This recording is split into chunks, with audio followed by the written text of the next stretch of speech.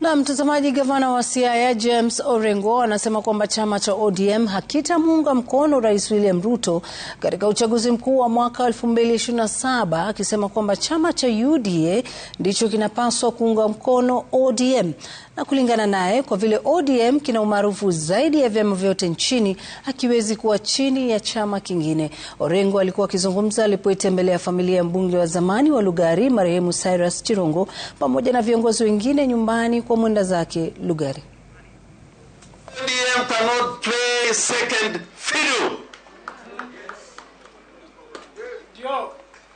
Hatuwezi kuwa mfanyakazi ya mtu mwingine kwa sababu sisi ndio tuna watu wengi.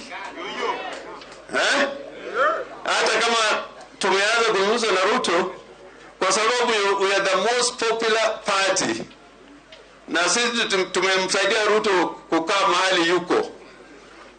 So lazima asikie matakwa ya chama kikubwa in the whole of the Republic of Kenya.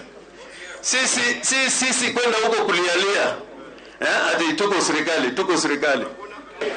Na tuchunge katiba. Na naomba kwamba wale vijana walishikwa wakati ya maandamano wawachiliwe mara moja.